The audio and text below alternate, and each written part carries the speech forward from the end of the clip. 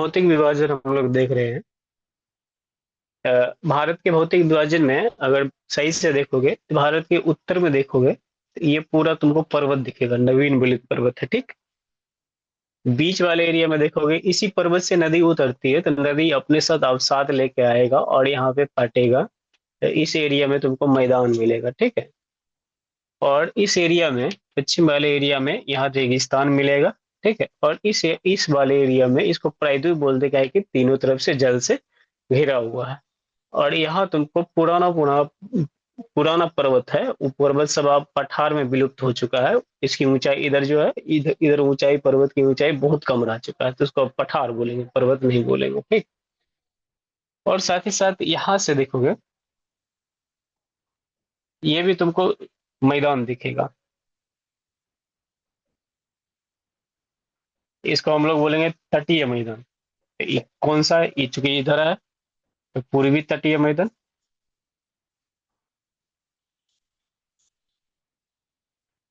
इसको बोलेंगे पश्चिमी तटीय मैदान। उसके बाद एक और चीज देखोगे, यहाँ बताए थे ये जो हिमालय पर्वतीय है, ये क्या करता है, नदी में इधर बंगाल की खाड़ी में डूब जाता है और डूबने के बाद यहाँ धीरे धीरे उगता है और ये द्वीप का निर्माण करता है। इसको क्या बोलते हैं? अंडमान निकोबार द्वीप ना। तो भारत के पास द्वीप भी है, और कुछ यहाँ भी द्वीप है, कुछ यहाँ भी द्वीप है, कुछ यहाँ भी द्वीप है, यहाँ यहाँ और यहाँ भी है। यहाँ भी कुछ द्वीप है। इस द्वीप का क्या नाम था? लक्षद्वीप। लक्षद्वीप। तो अगर देखें, भारत का विभाजन करें, यूं तो भारत का विभाजन मुख्य रूप से दो भाग में बांट सकते हैं। एक तो प्रायद्वीप, उसके बाद इधर पर्वत, और एक तो द्वीप में ना। लेकिन सामान्यतः भारत को हम लोग कितने भाग में बांटेंगे? एक तो उत्तर, उत्तर पर्वतीय, उत्तर का पर्वतीय भाग। उसके बाद मध्य का मैदान, बीच वाले मैदान। उसके बाद रेगिस्तान, ये दो हो गया, ये तीन हो गया रेगिस्तान। उसके बाद चार, चार में आ जाएगा प्रायद्वीपीय पठार। उसके पांच में आ जाएगा तुम्हारा तटीय मैदान। यहाँ मैदान है, मैदान कहने का मतलब यहाँ पे कृषि वगैरह होता है, यहाँ पे नदी आती है, नदी अपना अवसाद यहाँ पे डालता है। तो तटीय मैदान यानी कि पांच में आ जाएगा तुम्हारा तटीय मैदान। और छठा तुम्हारा आ जाएगा ये द्वीप समूह। तो भारत को सामान्यतः कितने भागों में बांटेंगे हम लोग? भारत को छह सामान्यतः भाग। छह भागों में बांटेंगे, ठीक है। पहला क्या होगा? उत्तर भारत का पर्वत, ठीक है। दूसरा क्या होगा? उत्तर भारत का मैदान हो जाएगा। तीसरा पश्चिम का रेगिस्तान हो जाएगा। चौथा प्रायद्वीपीय पठार हो जाएगा। पांचवा तटीय मैदान हो जाएगा। और छठा क्या हो जाएगा तुम्हारा? सबका गुण अलग अलग है, इसलिए अलग अलग भागों में हम लोग बांट दिए। छठा तुम्हारा हो जाएगा द्वीप समूह, ठीक है। ये फिगर तुम लोग अपने कॉपी में ड्रॉ कर लो, तब कुछ लिखाते हैं।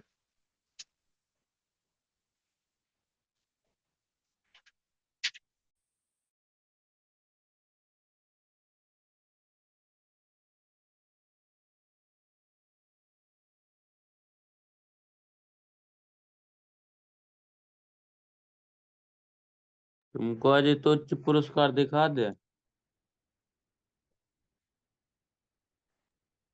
क्या बोला?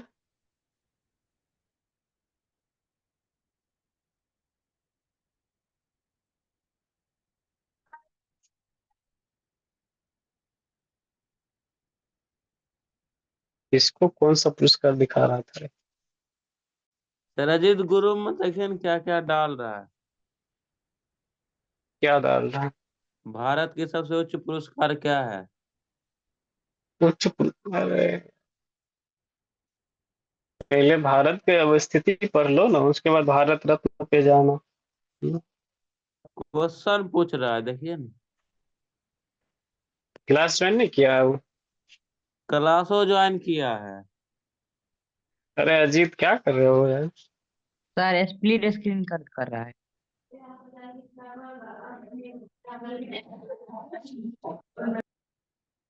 गलती से हो गया सर। चलो कोई बात नहीं। गलती से होता है तुमसे।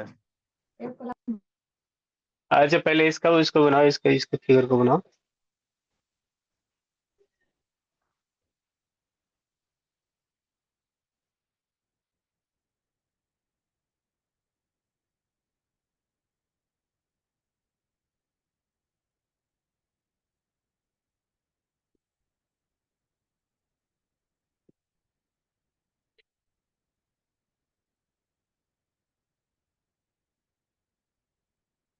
बना लिया?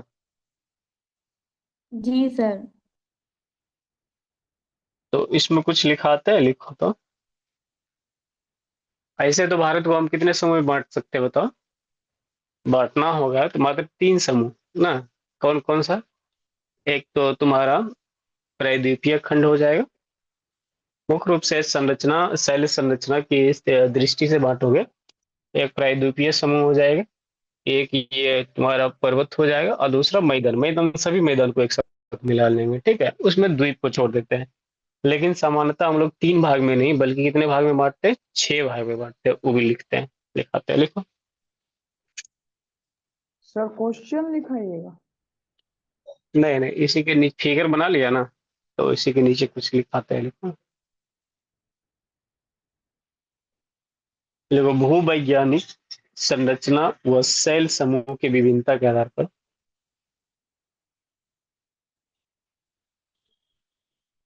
क्या बोले? फिर से भू बोलिए। बोलो भूवैज्ञानिक संरचना व शैल समूह विभिन्नता के आधार पर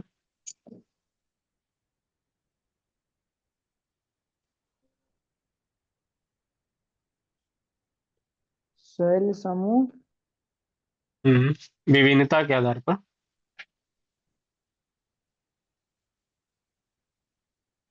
विभिन्नता के आधार पर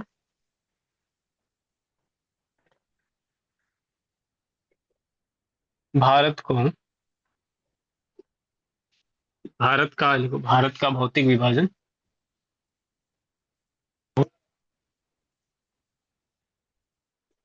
विभाजन 3 भागों में कर सकते हैं। 3 भागों में कर सकते हैं। प्रायद्वीपीय खंड, दूसरा उत्तरी पहाड़, ऐसे हिमालय एवं अन्य उत्तरी पहाड़, पहाड़ या पर्वत भी लिख सकते हो। और तीसरा लिखो गंगा, सिंधु गंगा, सिंधु गंगा एवं ब्रह्मपुत्र का मैदान। देख लीजिए इतना, सिंधु गंगा और ब्रह्मपुत्र का मैदान। फिर यहाँ से चलती है सिंधु नदी, ठीक है। धीरे धीरे मैप क्लियर होते जाएगा। और यहाँ से आती है ये गंगा नदी चलती है, और यहाँ से चलती है, इधर आती है, इसको ब्रह्मपुत्र नदी। तो तीनों नदी आपस में मिलके ये बड़ा सा मैदान बना है, इसलिए बोलते हैं सिंधु गंगा एवं ब्रह्मपुत्र का मैदान। 3 भागों में बांट बांट सकते हैं। इधर तक लिख लिया? क्या लिखा? भूवैज्ञानिक संरचना एवं शैल समूह के विभिन्नता के आधार पर भारत का भौतिक विभाजन 3 भागों में ना। पहला प्रायद्वीपीय खंड, दूसरा हिमालय एवं अन्य उत्तरी पहाड़ी और पर्वत, तीसरा गंगा यानी सिंधु गंगा ब्रह्मपुत्र का मैदान।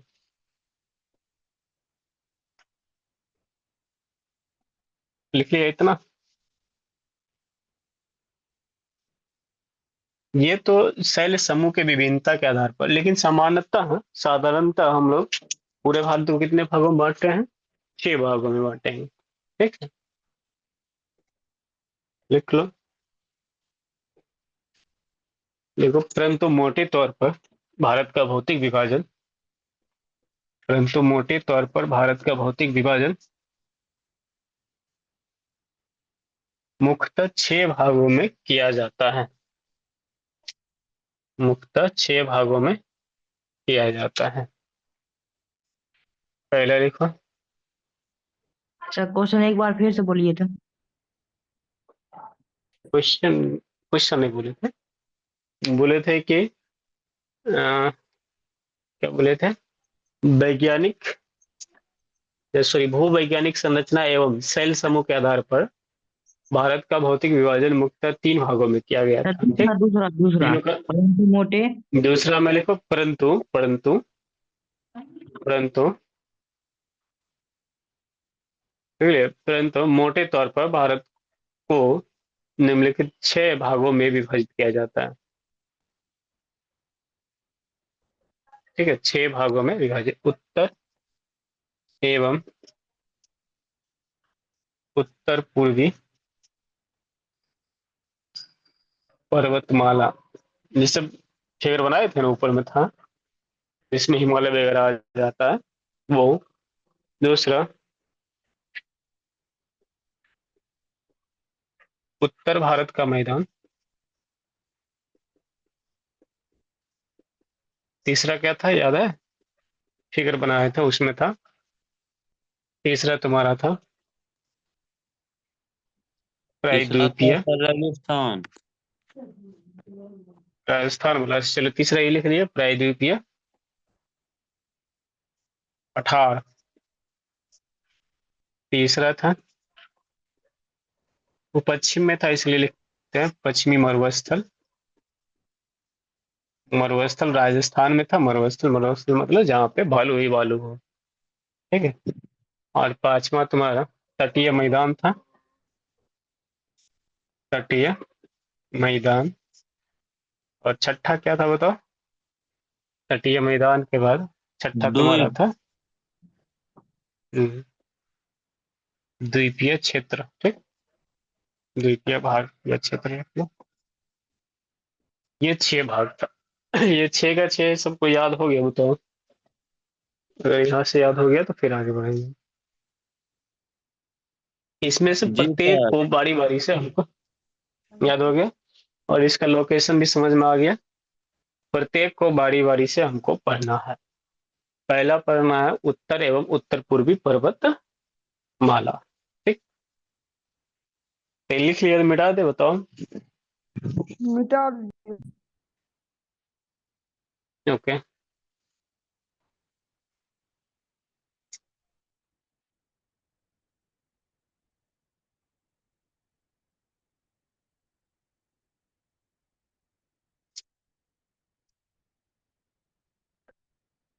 बोर्ड पर लिखेंगे ज्यादा समय लगेगा, फिगर बोर्ड पे बनाते हैं, बाकी लिखा देते हैं। ठीक है, तुम लोग थोड़ा जल्दी जल्दी लिखना।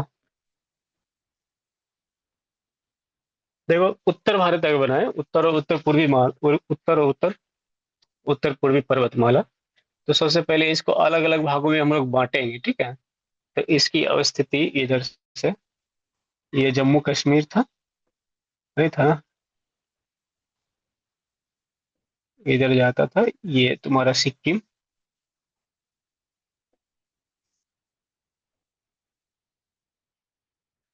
ये था।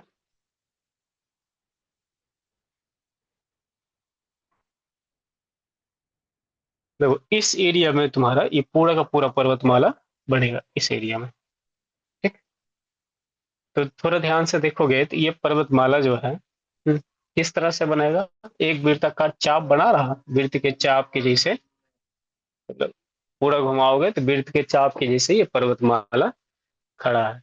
अच्छा, यहाँ पे देखोगे इस एरिया में, तो यहाँ पे है पामीर का गांठ, और उसके बाद इधर पर्वत चला जाता है। मानचित्र है तो देख लो, फिर इधर चला जाता है। ठीक है, ये तुम्हारा दिख रहा है, पामीर गांठ है।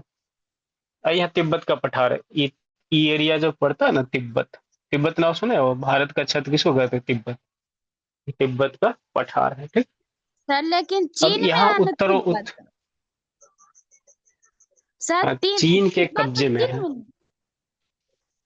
हाँ जी, चीन के कब्जे में है, चीन में है नहीं। ठीक है, चीन के कब्जे में है, और वहाँ पूरा उसका भाग जो है पठारी भाग है, तो तिब्बत का पठार इसको बोलते हैं। ठीक है, उसके बाद इसको आगे बढ़ाओगे तो ये वाला एरिया में पाकिस्तान पड़ रहा है कि मतलब पश्चिम वाले एरिया में क्या पड़ रहा है? पाकिस्तान पड़ रहा है या अफगानिस्तान पड़ रहा है? इस पाकिस्तान वाले एरिया में अफगानिस्तान। पाकिस्तान पड़ रहा है, पाकिस्तान। और इधर पड़ रहा है चीन। ठीक है, तो ये पाकिस्तान में जो है ये कौन सा है पर्वत? कुन लुन शान ना। और चीन में जो पर्वत जाता है उसका क्या नाम है बताओ?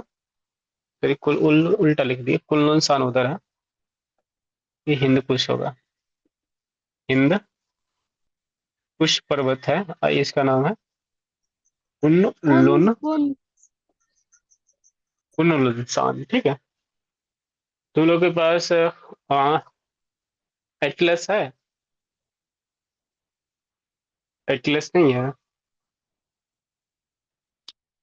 मतलब स्कूल में भी तो दिया एटलस, मतलब वो किताब होता है जिसमें चित्र बनाया जाता है, बहुत सारा चित्र रहता है। हाँ सर स्कूल में है। दिया गया होगा। है हाँ तो है। उसको थोड़ा पलट लो सामने में। चलो, अच्छा 2 मिनट रुकिए निकालना पड़ेगा। ये ये जो पामीर का घाट है, घाट मतलब कि यहाँ पे पर्वत का पूरा घाट है, यहाँ से बहुत सारा पर्वत इधर निकल रहा है, कुछ पर्वत का रेंज इधर निकल रहा है। जो पाकिस्तान की तरफ जा रहा है उसको हिंदकुश पर्वत, और जो चीन की तरफ जा रहा है उसको कुनलुन सान बोलते हैं। ठीक है, अब उत्तर पूर्वी पर्वतमाला को हम लोग बांट सकते हैं दो भाग में। क्या बांट सकते हैं? एक तुम्हारा क्षैतिज विभाजन हो जाएगा और एक उदग्र विभाजन हो जाएगा। ठीक ठीक है, अनुदैर्ध्य या अनुप्रस्थ इसको बोल सकते हैं। जैसे पहला भाग में बांटोगे, यहाँ हिमालय है, ठीक है, यहाँ पूरा का हिमालय का पार्ट यहाँ से यहाँ तक है। हिमालय के ऊपर में भी है पर्वत, ठीक है, उसको ट्रांस हिमालय बोलते हैं और एक हिमालय। पहला एक को बोलेंगे, दो भाग में बांटेंगे, ट्रांस हिमालय, और दूसरा क्या होगा तुम्हारा?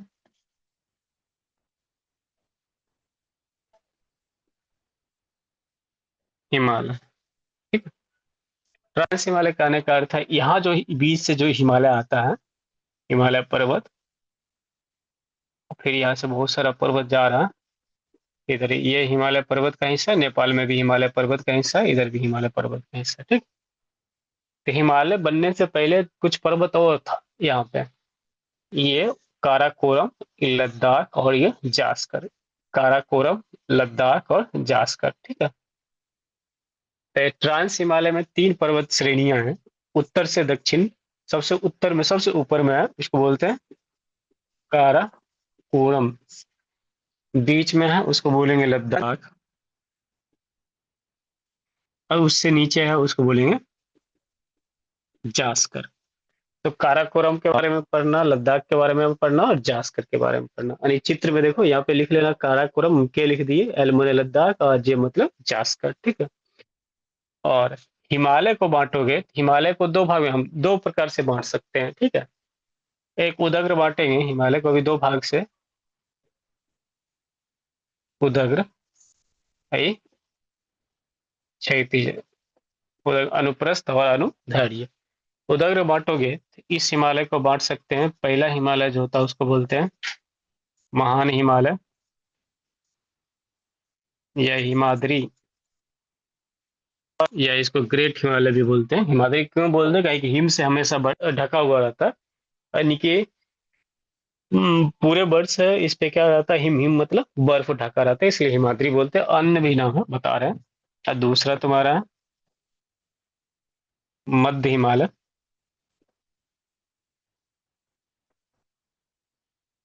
या इसको लघु हिमालय भी बोलते हैं।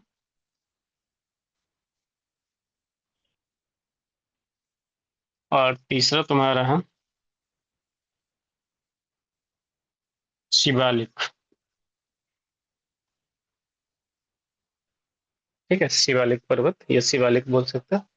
क्षैतिज जो होता है ये नदियों के आधार पर बांटा गया, नदियों के आधार पर।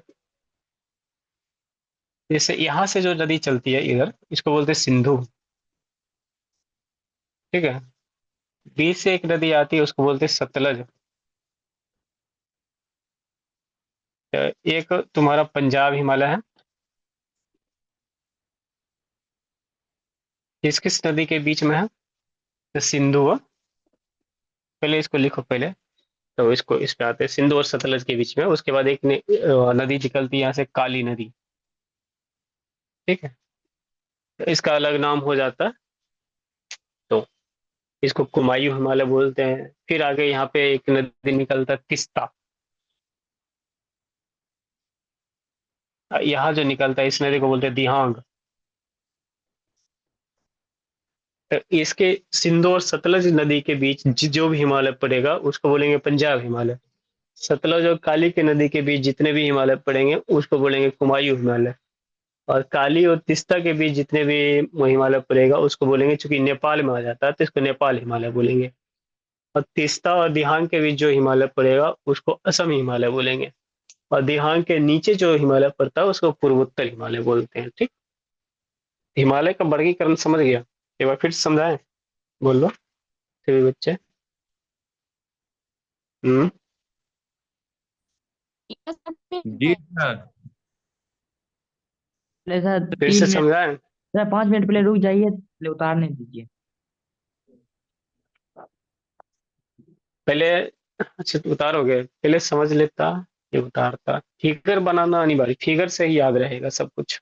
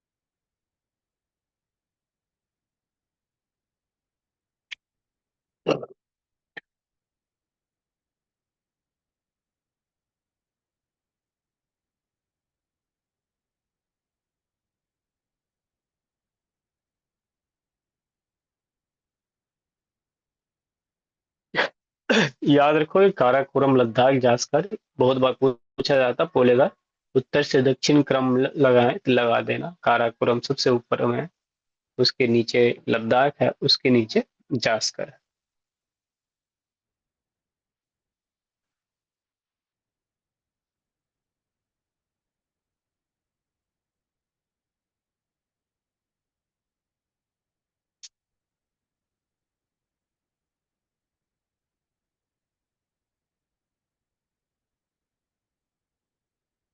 समझाइए अब।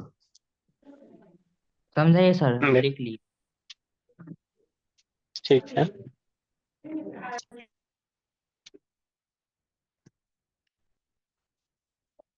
इसको अनुदैर्ध्य विभाजन भी बोल सकते हैं। ठीक है, और इसका अनुप्रस्थ विभाजन इसको बोल सकते हैं। चलो कोई बात नहीं, उतना नहीं ध्यान रखना। हम क्या देख रहे हैं, हिमालय का अवस्थित कहाँ है? हिमालय या भारत का उत्तर पूर्वी पर्वतमाला जो है, ये पामीर घाट के पूरब में है। यहाँ अगर दिशा दिखे इधर है, पूरब में है। ठीक है, ये हमारा सारा का सारा पामीर घाट के पूरब में, ठीक है। इसमें अगर हिमालय की बांटे यानी कि उत्तर और उत्तर पूर्वी पर्वतमाला को बांटे तो कई भागों में बांट सकते हैं। ये अनुप्रस्थ विभाजन है। ठीक है, नहीं लिखना है तुम लोग को। तो दो भाग में बांट सकते हैं क्या? एक जो था बीच में था क्या, हिमालय। हिमालय के ऊपर भी तीन चोटी है, मतलब तीन श्रेणी है पर्वत का ये। तो हिमालय के उस पार है, इसलिए इसको बोलते हैं ट्रांस। ट्रांस मतलब होता है उस पार। हाँ, हिमालय का पार, इसको ट्रांस हिमालय, या हिंदी में बोलोगे तो इसको बोलेंगे पार हिमालय। तो पार हिमालय में तीन चोटी हैं, तीन पर्वतमाला हैं, उसका नाम ध्यान रखना, काराकोरम, लद्दाख और जास्कर। जैसे काराकोरम की बात करें तो जानते होगे केटू नाम से, केटू नाम जाने हो ना। यहाँ केटू नाम का सबसे ऊंचा, मतलब विश्व का दूसरा सबसे ऊंचा पर्वतमाला या पर्वत चोटी है केटू। उसके बाद लद्दाख, उसके बाद जास्कर है। उसके बाद हिमालय, हिमालय में आएंगे। मतलब ये क्या था, इस एरिया से ऊपर की बात करें, ट्रांस हिमालय में तीन, काराकोरम, लद्दाख और जास्कर। अब हिमालय को बांटे, हिमालय भी बटता है। हिमालय को तीन भाग में, सबसे ऊपर महान हिमालय या हिमाद्री बोलते हैं। उससे नीचे जो है उसको मध्य हिमालय या लघु हिमालय बोलते हैं। उससे नीचे है उसको शिवालिक हिमालय बोलते हैं, शिवालिक या शिवालिक हिमालय बोलते हैं। ठीक है, और भी नाम है। और उसके बाद आ जाओ, मिटाने वाला किधर रख दिया। प्रत्येक के बारे में दो दो चार चार पांच पांच पॉइंट है, उसे लिखते और निकलते जाना। अब यहाँ पे क्षैतिज विभाजन करें हिमालय को, तो नदियों के आधार पे बांट सकते हैं ना।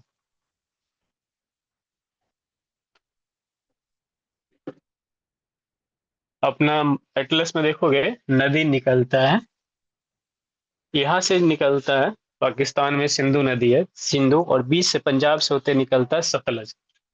तो सिंधु और सतलज नदी के बीच में जो है, नदियों के आधार पर है, तो उसको बोलते हैं हम लोग कौन सी, क्योंकि पंजाब में अधिकांश एरिया आता है पंजाब हिमालय। पंजाब हिमालय किसके किसके बीच बल पड़ता है बोलो? सिंधु एवं सिंधु और सतलज के। सतलज नदियों के बीच। दूसरा तुम्हारा आएगा सतलज और काली के बीच जो होता है, इसको हम लोग बोलेंगे कौन सा हिमालय बोलो? कुमायूं हिमालय, ठीक है। या उत्तराखंड का हिमालय, उत्तराखंड हिमालय का एक अधिकांश राज्य यहाँ पे उत्तराखंड आएगा, इसलिए उत्तराखंड हिमालय भी बोलते हैं। हुमायूं हिमालय किसको बोलेंगे? ये सतलज और काली नदियों के बीच बीच आने वाले हिमालय क्षेत्र को। तीसरा काली और तीस्ता के बीच जो हिमालय आएगा, तो इस एरिया को देखोगे यहाँ से यहाँ पूरा इस कौन सा देश है? नेपाल है। तो चूंकि सारा का सारा नेपाल में आ जाता है, इसलिए नेपाल हिमालय बोलते हैं। तो नेपाल हिमालय में क्या आएगा? नेपाल हिमालय जो आता है तुम्हारा काली और तीस्ता नदियों के बीच वाला एरिया। और तीस्ता यहाँ होता है दिहांग, इसको बोलते हैं दिहांग नदी, या कहीं कहीं इसको ब्रह्मपुत्रा नदी, ब्रह्मपुत्रा का ही नाम है ब्रह्मपुत्रा नदी। तो तीस्ता और ब्रह्मपुत्रा नदी के बीच वाले एरिया को बोलेंगे असम हिमालय। क्योंकि ये जो एरिया है, ये कौन सा राज्य था याद करो? असम था ना, इसलिए इसको असम हिमालय बोलेंगे। देखिए असम हिमालय जो बोलेंगे किसको बोलेंगे? ये तुम्हारा तीस्ता और तीस्ता और कौन सा था? दिहांग, दिहांग नदी, नदियों के बीच आने वाले हिमालय को। अब यहाँ दो हिमालय यहाँ से दिख रहा है, यहाँ पे हिमालय यहाँ से जो मुड़ता है ना, यहाँ बहुत सारा बहुत बड़ा गार्ज का निर्माण करता है, महाखड्ड, उन्होंने बहुत बड़ा गड्ढा बना कर उसको दिहांग गार्ज बोलते हैं। तो दिहांग गार्ज के नीचे जो आता है यहाँ पे क्या होगा? नागापुर, नागालैंड, मणिपुर, मेघालय, सॉरी मेघालय ने, नागालैंड, मणिपुर, मिजोरम, ठीक है। तो ये नागा पहाड़ी, मिजो पहाड़ी, ठीक है, ये सब पहाड़ी जो है तुम्हारा आ जाएगा पूर्वोत्तर हिमालय में। पूर्वोत्तर क्यों बोलते हैं? पूर्वोत्तर यहाँ तो हो गया। पूर्वोत्तर क्या है कि अगर पूरा भारत में देखोगे तो ये क्या पूरब में है और उत्तर में है, इसलिए पूर्वोत्तर हिमालय इसको बोलेंगे। इसमें क्या होगा? इसमें जो आएगा नागा पहाड़ी आएगा, मिजो, नागा, मीरी, ठीक है, मीरी, नागा, मिजो और मिसमी, बहुत सारा मिजो पहाड़ियाँ। तो प्रत्येक के बारे में चर्चा करेंगे। ये सब पहाड़ियाँ आती है। तो उत्तर में जो पर्वतमालाएं थे, उस पूरे पर्वतमाला को बांट के देखे तो इतने भागों में बट रहा है। तो हमको क्या करना है? बारी बारी से सभी के बारे में पढ़ना है। काराकोरम के बारे में पढ़ना, लद्दाख के बारे में पढ़ना और जास्कर के बारे में पढ़ना। इस यहाँ लिखोगे या मिटा दे?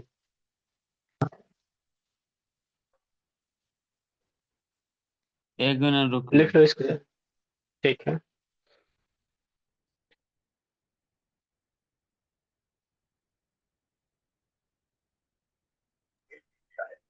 सर कल क्लास बंद रहेगा या खुला? खुला रहेगा, शाम को ही ना।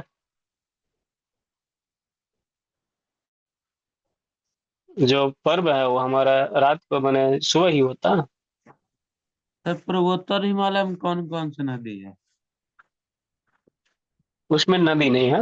उसमें जो है ना, पूर्वोत्तर हिमालय में नदी नहीं आती है, बल्कि वहाँ बहुत सारा पहाड़ी आती है, जैसे नागा, मणिपुर पहाड़ी, मिजो पहाड़ी, मिसमी पहाड़ी, पटकाई बुम पहाड़ी, ये सब नाम है।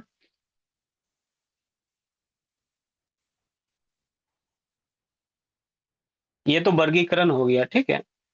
वर्गीकरण के बाद हम लोग ट्रांस हिमालय के बारे में थोड़ा बहुत देखते हैं।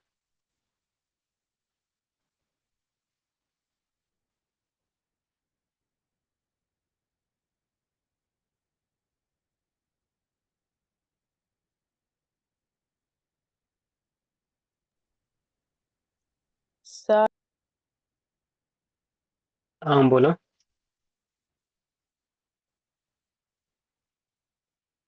क्या किसी को क्लास दिक्कत है? खत्म होने में कितना टाइम है? नहीं, हम अभी चालू किए हैं, तो दिक्कत क्यों होगा? अच्छा, अभी चालू है की हो तो कोई दिक्कत नहीं, अभी चालू है और समझो एक तरह से, अभी तक वर्गीकरण ही किए हैं। सर मैथ में चैप्टर चालू किए, नहीं नहीं चालू किया हम। सिर्फ डाउट ही बताए ना, हम्म। और हमको भेज देखो इसको दीजिएगा। मिटाता हूँ। अच्छा वीडियो है। हम लोग ट्रांस हिमालय के बारे में, हिमालय का वर्गीकरण पढ़ लिया ना, उसमें पहला वर्गीकरण देखते हैं ट्रांस हिमालय। ट्रांस हिमालय में कौन कौन भाग था बताओ? काराकोरम, लद्दाख और जास्कर। तो लद्दाख प्रत्येक के जा। बारे में कुछ कुछ। हाँ, इसको फिगर बना लेते हैं। ट्रांस हिमालय की अवस्थिति कहाँ होगा? तो फिगर बार बार इसलिए बनाते हैं ताकि फिगर दिमाग में छप जाएगा, भूलोगे नहीं, नहीं तो याद करोगे ना तो समझ में भी नहीं आएगा और भूल भी जल्दी जाओगे। एक बार ये सब पढ़ना जरूरी है, नदी के बारे में, पर्वत के बारे में, पहाड़ के बारे में और पठार के बारे में, ये सब आगे हम लोग पढ़ रहे हैं अभी। ट्रांस हिमालय। ट्रांस हिमालय में क्या क्या था बताओ? सबसे ऊपर जो चोटी था इस तरह से, इसका नाम क्या था? काराकोरम। काराकोरम, ठीक है। बीच में जो था इसका नाम था लद्दाख। लद्दाख। लद्दाख। और यहाँ जो था इसका जास्कर। नाम था जास्कर। काराकोरम, लद्दाख, जास्कर, यानी KL, काराकोरम, लद्दाख और जास्कर, KL है ना। अब यहाँ पे ये चित्र ये बनाना, इसमें क्या क्या है। काराकोरम जो है, ये यहाँ से हिमालय, मुख्य रूप से हिमालय यहाँ से शुरू होता है। ये हिमालय का पार है, इसलिए इसका नाम है पार हिमालय, ट्रांस हिमालय, या दूसरा नाम इसका क्या है? पार हिमालय, मतलब हिमालय के उस पार, ठीक है। तो हिमालय के उस पर जो है पामीर घाट के, ये पामीर घाट है ना, इसके क्या है पूरब में, इसके पूरब में तीन श्रेणियां हैं। तीनों श्रेणी में, प्रत्येक श्रेणी के बारे में थोड़ा थोड़ा जानना। क्या जानना? पहला जानना काराकोरम के बारे में। तो उससे पहले जानना इसका बेसिक, ये ट्रांस हिमालय बना कब? ये हिमालय या हिमालय ट्रांस हिमालय जब बना तृतीय महाकल्प में, टर्सरी युग में, ठीक है। तो वो महाकल्प बहुत सारा है, उतना तुमको जानना नहीं। तीसरा महाकल्प में हिमालय बना है, ठीक है, और चौथा महाकल्प में मैदान बना है। हिमालय टर्सरी महाकल्प में बना है। और किस युग में? तो ईओसीन में, ठीक है, ईओसीन में, ठीक है।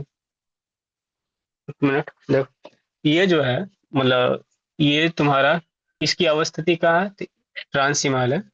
हम लिखाते, लिखो ट्रांस हिमालय पामीर घाट के पूरब में, हिमालय के पार,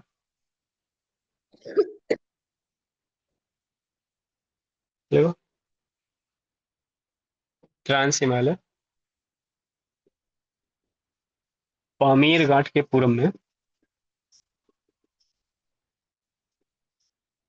पूर्व में, ठीक है, हिमालय के पार, हिमालय के उस पार तिब्बत, तिब्बत नहीं होगा, यहाँ लद्दाख, लद्दाख, यहाँ लद्दाख हो, तिब्बत इधर हो जाता है। लद्दाख पठार में, ठीक है, लद्दाख पठार में 3 श्रेणियों में पाया जाता है। 3 श्रेणियों में पाया जाता है, ठीक है। लिख लेना काराकोरम, लिख लेना काराकोरम, लद्दाख, जास्कर। इसका निर्माण कब होगा? चलेगा। ट्रांस हिमालय का निर्माण टर्सरी, टर्सरी या तृतीयक महाकल्प लिख देते हैं हिंदी में, तृतीयक महाकल्प सर के के एल जे मतलब काराकोरम, लद्दाख, जास्कर इयोसीन काल में, इयोसीन काल में हुआ था। मैंने ये कब बना था? तो तृतीयक महाकल्प के इयोसीन काल में। 3 श्रेणियां हैं। पहला श्रेणी देखो, लिखो काराकोरम, काराकोरम। दूसरा श्रेणी लद्दाख, तीसरा श्रेणी जास्कर। पैर दर्द कर गया, हम थोड़ा लिखाते हैं, तुम लोग लिखो। लिखोगे कि हम बोर्ड पे लिखें, बताओ। लिख लेंगे। लिख लेंगे। अच्छा ठीक है, तो लिखो काराकोरम, के काराकोरम दे के डैश करो।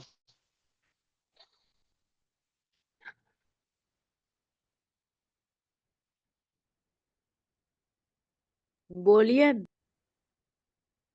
देखो, भारत के उत्तरी सीमा सबसे ऊपर में यही ना, इसलिए लिखो भारत के उत्तरी सीमा पर इसकी अवस्थिति है। काराकोरम की अवस्थिति, इसकी अवस्थिति है,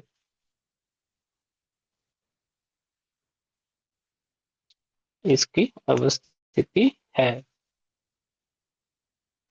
की अवस्थिति है।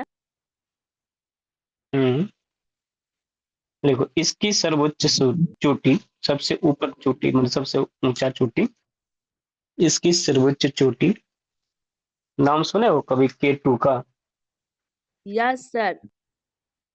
जी सर। हाँ, इसकी सर्वोच्च चोटी K2, ब्रैकेट में लिख लेना, इसकी ऊंचाई 8611 मीटर है। K2 8611 मीटर, ब्रैकेट बंद, जिसे गॉडविन आइंस्टीन भी कहते हैं, ठीक है, जिसे गॉडविन आइंस्टीन भी कहते हैं, है।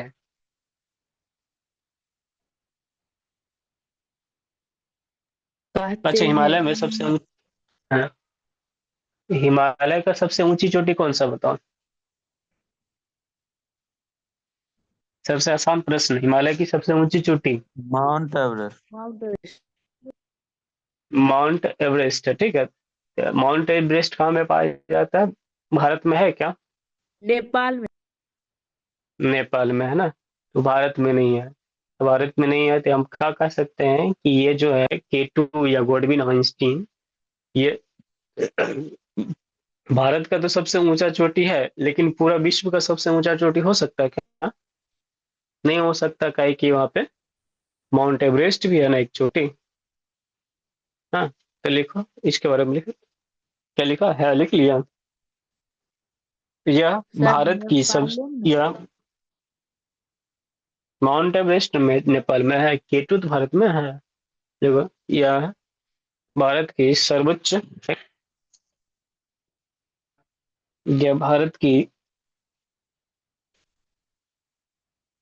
सर्वोच्च ऊंची चोटी है, परंतु परंतु विश्व की, परंतु विश्व की एवरेस्ट के बाद दूसरी सबसे ऊंची चोटी है। एवरेस्ट पहला पर है, ठीक है, एवरेस्ट के बाद दूसरी सबसे ऊंची चोटी है।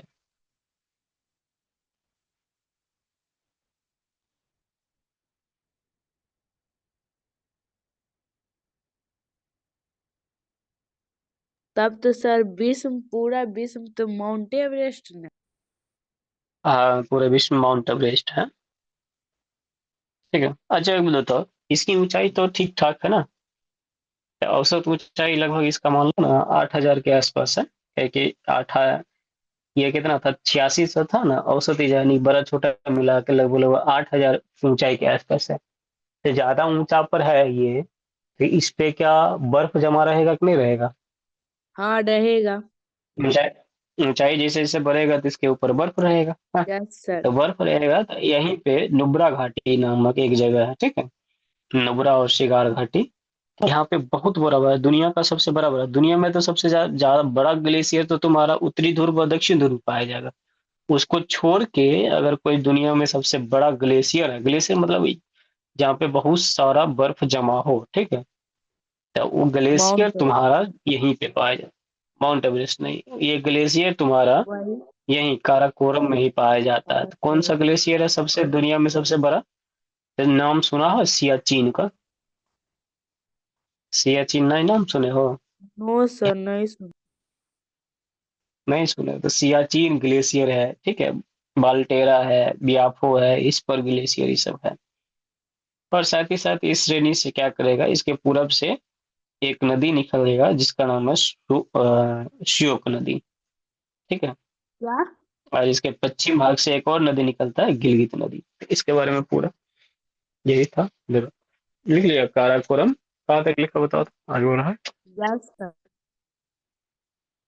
सबसे ऊंची चोटी है। यह भारत की सर्वोच्च तो ऊंची चोटी है, परंतु विश्व के एवरेस्ट के बाद दूसरी सबसे ऊंची चोटी। ऊंची चोटी है, ठीक है। देखो इसमें इसमें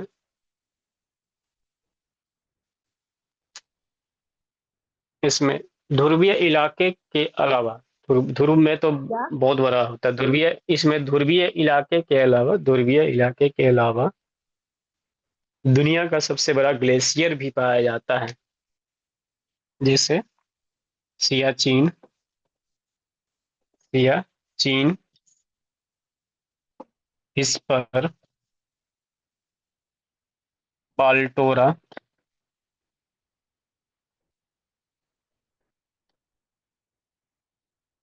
बियाफो। तुमको अभी याद नहीं होगा, कम से कम लिख लो बियाफो, तुमको याद है। सियाचिन, इस पर बाल्टोरा और बियाफो इत्यादि। देखो ये ग्लेशियर जो है दो घाटी में पाया जाता है, एक नुब्रा घाटी है, नुब्रा घाटी, एक और है घाटी हुंजा घाटी शायद है, ठीक है। तो लिखो सीधे नुब्रा घाटी, ठीक है। लिख लो, लिख लिया सियाचिन, इस पर बाल्टोरा, बियाफो, हाँ। देखो ये सभी ग्लेशियर नुब्रा घाटी में पाई जाती है।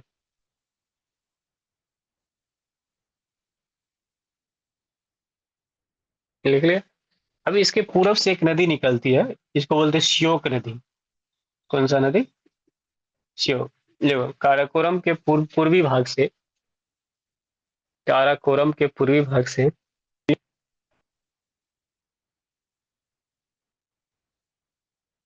श्योक नदी निकलती है, जो काराकोरम एवं लद्दाख के बीच बहती है। और सिंधु का सहायक नदी है। ये नदी यहाँ सिंधु है ना, इसमें मिल जाती है। क्या लिखा, काराकोरम के पूर्वी भाग से श्योक नदी निकलती है, जो जो काराकोरम एवं लद्दाख के बीच बहती है। यह सिंधु की सहायक नदी है, यह सिंधु की सहायक नदी है। फ्रेश बोलिएगा। फिर से बोलिए ना तो। तो काराकोरम के पूर्वी भाग से श्योक नदी निकलती है, जो काराकोरम एवं लद्दाख के बीच बहती है, जो काराकोरम एवं लद्दाख के बीच बहती है।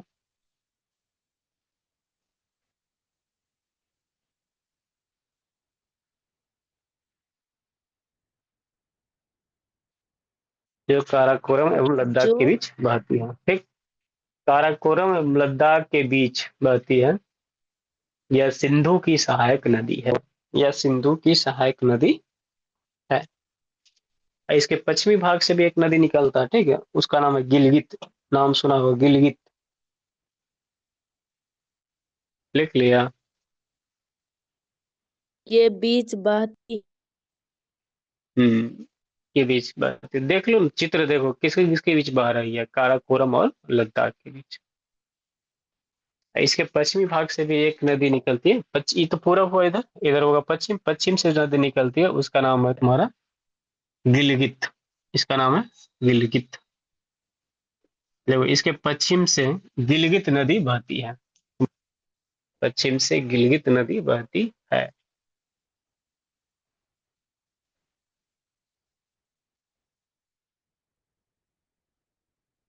ठीक है, तो ये इसमें अगर व्यवस्थित करना चाहें सब चीज, तो अगर इसको मान लेते हैं काराकोरम, काराकोरम, काराकोरम में एक जो है इसके सबसे उत्तर में एक पर्वत शिखर था ना, इसका क्या नाम था, इसको बोलते थे केटू। ठीक है, इसकी ऊंचाई कितना था, 8611 मीटर। और उसके बाद इसमें बहुत सारा ग्लेशियर है। ठीक है, यह बहुत सारा ग्लेशियर है, ग्लेशियर का नाम था जैसे सियाचिन। उसके बाद इस पर, उसके बाद पाल्टोरा, उसके बाद बियाफो, ये सब ग्लेशियर। तो एक पॉइंट और देखो, इसके पूरब से जो नदी निकलता है, इस नदी का नाम है तुम्हारा श्योक। पूर्वी भाग से श्योक नदी आई, इधर तुम्हारा क्या है, काराकोरम के बाद क्या है, लद्दाख है ना, लद्दाख है। और इसके पश्चिम से जो नदी निकलता है उसको बोलते हैं गिलगिट, गिलगिट नदी। ये सब कहाँ किस राज्य में पड़ेगा बताओ, ये सब ये इलाका कौन राज्य का है, लद्दाख का इलाका है, ये लद्दाख में पड़ेगा। तो काराकोरम खत्म हो गया यहीं पे। काराकोरम में कितने बात ध्यान रखना, तीन चार, बच्चा बहुत सारा भाग रहा है, तो यहाँ हम भी खत्म करते हैं। दो तीन बात याद रखना काराकोरम में, काराकोरम जो है सबसे ऊपर में पाया जाता है, यानी सबसे उत्तर में। काराकोरम में एक पर्वत चोटी है जो विश्व की दूसरी सबसे बड़ी ऊंची चोटी, लेकिन भारत की सर्वोच्च ऊंची चोटी है। काराकोरम में बहुत सारा ग्लेशियर है, ग्लेशियर मतलब कि बर्फ जमा हुआ है। हाँ, जो पिघलेगा तो बहुत सारा पानी वहां से निकलेगा, इसी ग्लेशियर से नदी निकलता है। ठीक है, ग्लेशियर पिघलते रहता है और नदी, वहां से पानी बहुत सारा निकलता है, वो नदी का रूप ले लेता है। कौन कौन सा ग्लेशियर है, सियाचिन है, इस पर है, बाल्टोरा है, बियाफो है। सियाचिन ग्लेशियर के नाम जानते होगे, है कि तुम लोग सुना होगा कि सेना लोग, चीन से हम लोग का मुलाकात है, झगड़ा होता है, तो उसमें सेना लोग जाता है, तो सेना लोग को सियाचिन ग्लेशियर पर ही रखा जाता है। ठीक, वहां पे टेम्परेचर बहुत ज्यादा माइनस में रहता है, लगभग -50 डिग्री के आसपास टेम्परेचर रहता है। बताओ अभी टेम्परेचर अपने आसपास कितना है, 4 से 5 डिग्री, वो भी नहीं होगा, लगभग 10 डिग्री के आसपास होगा, फिर भी इतना ठंडा लगता है। और बताओ सियाचिन में सेना के हाथ से, वर्दी से बाहर अगर हाथ आ गया बताओ, तो वो हाथ गल जाएगा उस समय, पूरा ब्लड क्लॉट हो जाएगा, जम जाएगा। इतने कठिन या विषम परिस्थिति में भी लोग भारत को बचा के रखा है। अगर मान लो यहाँ से भारतीय सेना उतर जाएगा, तो इधर इधर चीन पड़ता है ना, चीन, चीन फिर प्रवेश कर जाएगा, चीन कब्जा कर लेगा। ठीक है, उसके बाद अगला पॉइंट इसमें क्या था, इसे, इसके पूर्वी भाग से श्योक नदी निकलता है, और पश्चिम भाग से कौन सा नदी निकलता, गिलगित नदी निकलता। ठीक है, और श्योक नदी किस, कौन कौन किसके से बीच बहता है, तो देखो काराकोरम के नीचे में लद्दाख है, तो काराकोरम और लद्दाख के बीच बहता है। श्योक नदी आगे जाके सिंधु नदी में जाके मिल जाती है, इसी यानी जिसमें मिल जाएगा वो सहायक नदी होगा, तो ये सिंधु नदी की सहायक नदी है। ठीक है, चलो आज की क्लास यहीं खत्म करते हैं, बहुत सारा है। ये चैप्टर थोड़ा सा तुम लोगों को कठिन बुझा सकता है, 1 2 दिन, फिर धीरे धीरे याद आ जाएगा, तब समझ में आ जाएगा, तो छोड़ दें। जी सर। ठीक है, छोड़ते हैं। गुड नाइट सभी को। Good night. Good night everyone. हम्म।